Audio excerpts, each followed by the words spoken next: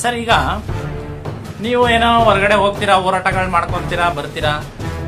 ಎಲ್ಲ ಮನೆ ಹೆಂಗಸರುಗಳಿಗೆ ಏನಪ್ಪಾ ಆಸೆ ಅಂದ್ರೆ ಹಬ್ಬ ಹರಿದಿಗಳನ್ನ ಆಚರಿಸ್ಬೇಕು, ನೆಮ್ಮದಿಯಾಗಿ ಎಂಜಾಯ್ ಮಾಡಬೇಕು, ಟಿವಿಲಿ ಸಿನಿಮಾ ನೋಡಬೇಕು, ಎಲ್ಲರ ಜೊತೆ ಖುಷಿಯಾಗಿ ಓಡಾಡ್ಕೊಂಡಿರ್ಬೇಕು ಅಂತ.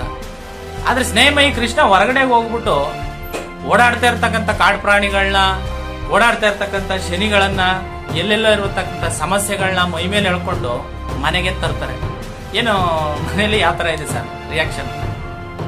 ಇಲ್ಲ, ಆ ವಿಚಾರದಲ್ಲಿ ನಾನು ಪುಣ್ಯವಂತ ಅಂತ ಹೇಳ್ಬೋದು. ಮದುವೆ ಆದ ಹೇಳಿದಾಗೆ ಮನೆಯವರಾಗಲಿ, ನನ್ನ ಶ್ರೀಮತಿಯರಾಗಲಿ, ಹೊರಗಡೆ ಕರ್ಕೊಂಡು ಸಂತೋಷಗಳು, ಅವ್ರ ಜೊತೆ ಹೆಚ್ಚಿನ ಸಮಯ ಕಳೆಯುವಂಥದ್ದು ದೂರ ಆಗಿದೆ. ಈ ದಿನ ಪ್ರತಿ ಕ್ಷಣ ಪ್ರತಿ ಗಂಟೆ ಕೂಡ ನನ್ನ ಸಮಾಜಕ್ಕೆ ಹೋರಾಟ ಮಾಡುವಂಥ ಕೆಲಸದಲ್ಲಿ ನಿರತರಾಗಿರುವಾಗ ಮನೆಯವರ ಜೊತೆ ಕಾಲಗಳಿದೆ ತುಂಬ ಕಡಿಮೆ. ಈ ವಿಚಾರದಲ್ಲಿ ಅವರು ಆಗ ಬೇಸರ ವ್ಯಕ್ತಪಡಿಸೋದು ಕೂಡ, ಅವ್ರಿಗೆ ನೋವಾಗಿದ್ರು ಕೂಡ ನನ್ನ ಹೋರಾಟಕ್ಕೆ ಧಕ್ಕೆಯಾಗುವ ರೀತಿಯಲ್ಲಿ ಇವರು ಪರೋಕ್ಷವಾಗಿ ನನಗೆ ಹಲವಾರು ರೀತಿಯಲ್ಲಿ ಬೆಂಬಲ ನೀಡ್ತಾ ಇದ್ದಾರೆ. ಸೊ ಈಗಾಗಲೇ ಆದಂಥ ಈ ವಿಚಾರ ನಾನು ಪುಣ್ಯವಂತ. ಅಂಥ ಮನೋಭಾವನೆ ಇರತಕ್ಕಂಥ ಹೆಂಡತಿ ಮತ್ತು ಮಕ್ಕಳು ದೊಡ್ಡದಿಂದಲೇ ನಾನು ಈ ರೀತಿ ಹೋರಾಟ ಮಾಡೋದು, ಈ ಒಂದು ಸಾಧನೆಯನ್ನು ಮಾಡೋದಕ್ಕೆ ಸಾಧ್ಯ ಆಗಿದೆ. ಸೊ ಹೀಗಾಗಿ ನಾನು ಜೀವಮಾನ ಪೂರ್ತಿ ಅವರಿಗೆ ಅಭಾರಿಯಾಗೋದಕ್ಕೆ ಇಷ್ಟಪಡ್ತೀನಿ. ಈಗ ಸ್ನೇಹಮಯಿ ಕೃಷ್ಣ ಅವರು ಹಲವಾರು ಜನ ಹೆಸರೇ ಸ್ನೇಹಮಯಿ ಕೃಷ್ಣ ಪತ್ರ ಮೈತ್ರಿ ಅಂದ್ಬಿಟ್ಟು ಒಂದು ಕಾರ್ಯಕ್ರಮಗಳು ಮಾಡಿ ಸುಮಾರು ವರ್ಷಗಳ ಹಿಂದೆನೆ ಹಲವಾರು ಜನ ನಿಮಗೆ ಸ್ನೇಹಿತರಾದ್ರು, ಸ್ನೇಹಮಯಿ ಅಂತ ಹೆಸರು ಕೊಟ್ಟರು. ನೀವು ಮಾಡ್ತಕ್ಕಂಥ ಹೋರಾಟಗಳಲ್ಲಿ ನಿಮ್ಮ ಜೊತೆ ಗುರುತಿಸ್ಕೊಂಡವರು ಕೊನೆಗೆ ಇವ್ರನ್ನು ಏನೋ ಒಂದು ಕಂಡಿಡ್ಬೇಕು ಅಂತ ಹಲವಾರು ಜನರು ಕಣ್ಣು ಬೀಳೋಂಥ ಸಾಧ್ಯತೆಗಳಿತ್ತು. ಕೆಲವೊಮ್ಮೆ ಜೈಲ್ಗೆ ಹೋದ್ರಿ, ಸ್ಟೇಷನ್ಗಳಿಗಲ್ರಿ. ನಿಮ್ಮ ಬಹುಪಾಲು ಸ್ನೇಹಿತರಲ್ಲಿ ಹಲವಾರು ಜನ ಆ ಟೈಮಲ್ಲಿ ನಿಮ್ಮಿಂದ ದೂರ ಆಗಿರಬಹುದು, ಕೆಲವರು ಸಪೋರ್ಟ್ ಮಾಡಿರ್ಬೋದು. ಏನು ಹೇಳ್ತೀರಿ ಸರ್?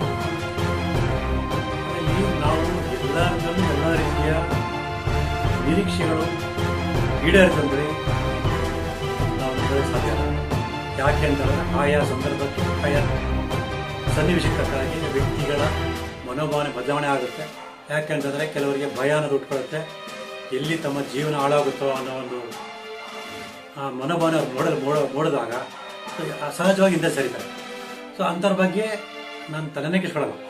ಅಲ್ಲ, ನಾನು ಯಾರ ಬಗ್ಗೆನೂ ಜಾಸ್ತಿ ತಲೆ ಕೆಡ್ಸ್ಕೊಳ್ಳಲ್ಲ. ಯಾಕೆ ಅಂತಂದರೆ ನನ್ನ ಮೊದಲಿಂದನೂ ಕೂಡ ಶ್ರೀಕೃಷ್ಣ ಪರಮಾತ್ಮ ಭಗವದ್ಗೀತೆ ಹೇಳಿದಾಗೆ ನನ್ನ ಕೆಲಸವನ್ನು ನಾನು ಮಾಡ್ತಾ ಹೋಗ್ತೀನಿ ಹೊರತು ಆ ಕೆಲಸಕ್ಕೆ ಇಂಥದೇ ಪ್ರತಿಫಲ ಸಿಗಬೇಕು ಅಂತೇಳಿ ನಾನು ಯಾವತ್ತೂ ಭಾವಿಸಿಲ್ಲ, ನಿರೀಕ್ಷೆನೂ ಮಾಡ್ಕೊಂಡಿಲ್ಲ. ಸೊ ಈ ಒಂದು ಇದರಲ್ಲಿ ಅದರಲ್ಲೂ ಕೂಡ ನನ್ನ ಹೆಚ್ಚಿನ ವರ್ಣ ಪೊಲೀಸರ ವಿರುದ್ಧ ಆಗಿರೋದ್ರಿಂದ ಎಲ್ಲಿ ನನ್ನ ಜೊತೆ ಗುರುತಿಸ್ಕೊಂಡ್ರೆ ಪೊಲೀಸರು ಕೂಡ ತಮ್ಮನ್ನು ಆರೋಪಿಗಳನ್ನು ಮಾಡಿ ಅವ್ರ ಜೊತೆ ಜೈಲಿಗೆ ಕಳಿಸ್ಕೊಡೋದ್ರ ಭಯದಿಂದ ಸಾಕಷ್ಟು ಜನ ಸ್ನೇಹಿತರು ಮತ್ತು ನನ್ನಿಂದ ಸಹಾಯ ಪಡೆದವರು ದೂರ ಆಗಿದ್ರು ಕೂಡ ಅವ್ರು ಪರೋಕ್ಷವಾಗಿ, ಪ್ರತ್ಯಕ್ಷ ಕೂಡ ಪರೋಕ್ಷವಾಗಿ ಅವ್ರದೇ ಆದ ರೀತಿಯಲ್ಲಿ ಸಾಕಷ್ಟು ಸಹಕಾರ ಬೆಂಬಲವನ್ನು ನೀಡ್ತಾ ಇದ್ದಾರೆ. ಸೊ ಸ್ನೇಹಮಯಿ ಕೃಷ್ಣ ಅವ್ರಿಗೆ ಏನು ಆದ ವಿಚಾರದಲ್ಲಿ ಏನು ನಿರಾಸೆಗಳಿಲ್ಲ? ಇಲ್ಲ, ನಿರಾಸೆ ಅನ್ನೋದು ಯಾವಾಗ ಬರ್ತದಂದ್ರೆ ನಿರೀಕ್ಷೆ ಅನ್ನೋದು ಇಟ್ಕೊಂಡಾಗ. ಹಾಗಾಗಿ ನಾನು ಯಾವುದೇ ಒಂದು ಕೃತ್ಯದಲ್ಲೂ ಕೂಡ, ಕೆಲಸದಲ್ಲೂ ಕೂಡ ನಾನು ನಿರೀಕ್ಷೆಯನ್ನು ಈ ರೀತಿಯಲ್ಲೇ ಆಗಬೇಕು ಅಂತೇಳಿ ಇಟ್ಕೊಳಕ್ ಹೋಗಲ್ಲ. ಏನು ಬರುತ್ತೆ ಅದನ್ನು ಸಹಜ ಮನೋಭಾವನೆಯಿಂದ ಸಂತೋಷ ಸ್ವೀಕರಿಸ್ತಾರೆ.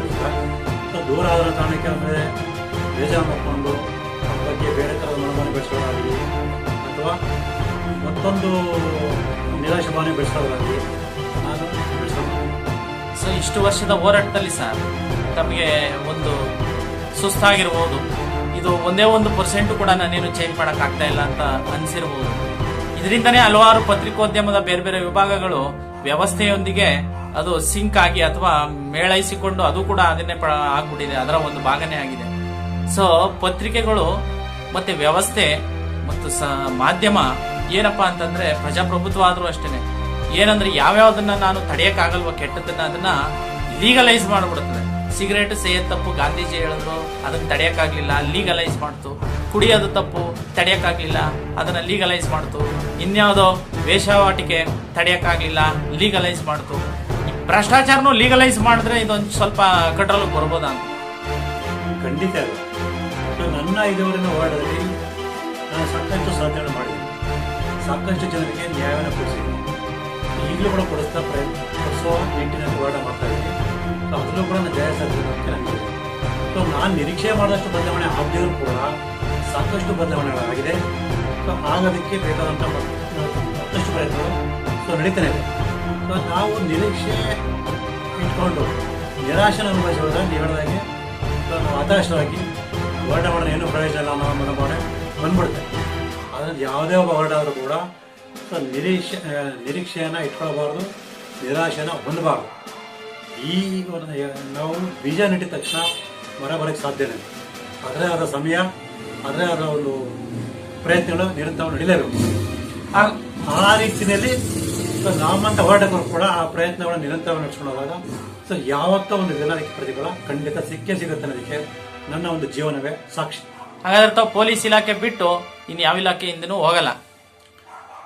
ಅಲ್ಲ, ಸಮಯ ಸಂದರ್ಭದಲ್ಲಿ ಹೋಗ್ತೀನಿ, ಆದರೆ ಹೆಚ್ಚಿನ ನನ್ನೊಂದು ಹೋರಾಟ ಪೊಲೀಸ್ ಇಲಾಖೆ. ನನ್ನ ಜೀವನದ ಗುರಿ ಏನಂತಂದರೆ ನಾನು ಸಾಯುವುದರೊಳಗೆ ಪೊಲೀಸ್ ಇಲಾಖೆಯಲ್ಲಿ ಮತ್ತು ಅದಕ್ಕೆ ಪೂರಕವಾಗಿ ಕರ್ತವ್ಯ ನಿರ್ವಹಿಸತಕ್ಕಂಥ ಅಭಿಯೋಜನೆ ಇಲಾಖೆ ಮತ್ತು ನ್ಯಾಯಾಂಗ ಇಲಾಖೆ, ಈ 3 ಇಲಾಖೆಗಳಲ್ಲಿ ಒಂದಷ್ಟು ಬದಲಾವಣೆ ತರಲೇಬೇಕು. ಸಮಾಜ ನಡೀತಕ್ಕಂಥ ಅಪರಾಧ ಕೃತ್ಯಗಳನ್ನು ತಡೆಯುವ ನಿಟ್ಟಿನಲ್ಲಿ ನನ್ನ ಹೋರಾಟವನ್ನು ಮಾಡಲೇಬೇಕು ಅನ್ನೋದು ನನ್ನ ಜೀವನದ ಗುರಿಯಾಗಿದೆ. ಸ್ನೇಹಮಯಿ ಕೃಷ್ಣ ಅವರು ಥ್ಯಾಂಕ್ಸ್ ಹೇಳ್ಬೇಕಂದ್ರೆ ಯಾರಿಗೆ ಹೇಳ್ತಾರೆ ಸರ್? ನನ್ನ ಹೆಂಡತಿ, ನನ್ನ ಮಕ್ಕಳು ಮತ್ತು ನನ್ನ ತಾಯಿ. Sir thank you. ಇಷ್ಟೊತ್ತು ಮುಕ್ತವಾಗಿ ಮಾತಾಡಿದ್ರಿ. ಸೊ ಸ್ನೇಹಮಯಿ ಕೃಷ್ಣ ಅಂದ್ರೆ ಮೈಸೂರಿನಲ್ಲಿ ಪತ್ರಿಕೆಗಳ ಬಗ್ಗೆ ಆಸಕ್ತಿ ಇರುವಂಥ ಹಲವಾರು ಜನರಿಗೆ ಚಿರಪರಿಚಿತ, ಪೊಲೀಸ್ ಇಲಾಖೆಯವರಿಗೆ ಚಿರಪರಿಚಿತ. ಎಲ್ಲೋ ಒಂದು ಕಡೆ ಪೊಲೀಸ್ ಇಲಾಖೆಯಲ್ಲೂ ಕೂಡ ನಿಮ್ಮ ಬಗ್ಗೆ ಒಂದು ಹಂತದ ನಂತರ ಇಲ್ಲ ಈ ವ್ಯಕ್ತಿ ಏನೋ ಒಂದು ಒಂದು ವಿಚಾರಕ್ಕೋಸ್ಕರ ಹೋರಾಡ್ತಾ ಇದ್ದಾರೆ ಅಂತಕ್ಕಂಥ ಮನೋಭಾವ ಅವರಲ್ಲೂ ಬೆಳೀತಾ ಇರ್ಬೋದು. ಪೊಲೀಸ್ ಇಲಾಖೆಯಲ್ಲೂ ಕೂಡ ತುಂಬ ಸದೃಢವಾದಂಥ, ತುಂಬ ಕಠಿಣವಾದಂಥ, ತುಂಬ ಪ್ರಾಮಾಣಿಕವಾದಂಥ ಅಧಿಕಾರಿಗಳಿದ್ದಾರೆ.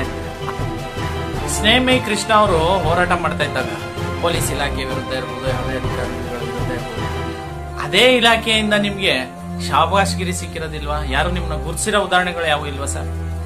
ಖಂಡಿತ ಇದೆ. ಉದಾಹರಣೆ ಹೇಳಬೇಕು ಅಂದರೆ ರವಿಚಂದ್ರನ್ ಅವರು ಮೈಸೂರು ಜಿಲ್ಲೆಯ ಪೊಲೀಸ್ ಅಧೀಕ್ಷಕರಾಗಿದ್ದಂಥ ಸಂದರ್ಭದಲ್ಲಿ ಒಂದು ಪ್ರಕರಣಕ್ಕೆ ಸಂಬಂಧಪಟ್ಟ ಹಾಗೆ ಅವ್ರ ಬಗ್ಗೆ ಪತ್ರಿಕೆಯಲ್ಲಿ ನಾನು ಸಾಕಷ್ಟು ಬರೆದಿದೆ. ಆ ಸಂದರ್ಭದಲ್ಲಿ ನನ್ನ ಬಗ್ಗೆ ಅವರಿಗೆ ಸಾಕಷ್ಟು ತಪ್ಪು ಮಾಹಿತಿಗಳನ್ನ ಅವರ ಕೆಳ ಸಿಬ್ಬಂದಿಗಳ, ಅಧಿಕಾರಿಗಳು ಮತ್ತು ಸಿಬ್ಬಂದಿಗಳು ನೀಡಿದರು. ಸೊ ಅವರು ಕೂಡ ಅದನ್ನು ಒಂದು ಕೆಟ್ಟ ಅಭಿಪ್ರಾಯನೇ ಹೊಂದಿದರು. ಆ ನಂತರದಲ್ಲಿ ನಾನು ಬರೆದಂತಹ ಅರ್ಜಿಗಳನ್ನು ಅಧ್ಯಯನ ಮಾಡಿದಂತಹ ರವಿಚಂದ್ರನ್ ಅವರಿಗೆ ಸೊ ನಾನು ಯಾವ ರೀತಿ ಹೋರಾಟಗಾರನ್ನು ಅನ್ನೋದ್ರ ಬಗ್ಗೆ ಅವ್ರಿಗೆ ತಿಳುವಳಿಕೆ ಮಾಡಿದ್ರಿಂದ ಅವರು ನನ್ನ ನಮ್ಮ ಕಚೇರಿ ಕಳಿಸ್ಕೊಂಡು ನನ್ನ ಬಗ್ಗೆ ಮಾತನಾಡಿ ಸೊ ನಿನ್ನ ಬಗ್ಗೆ ನನ್ನ ಇಲಾಖೆಯ ಸಾಕಷ್ಟು ತಪ್ಪು ಮಾಹಿತಿ ನೀಡಿದರು. ಆದರೆ ನಿಮ್ಮ ಒಂದು ಅರ್ಜಿ ನೋಡಿದ ನಂತರ ನೀವು ಎಂಥ ಹೋರಾಟಗಾರ ನನಗೆ ಗೊತ್ತಾಗಿದೆ ಕೃಷ್ಣ, ನಿಮ್ಮಂಥ ಹೋರಾಟಗಾರ ಈ ಸಮಾಜಕ್ಕೆ ಬೇಕು.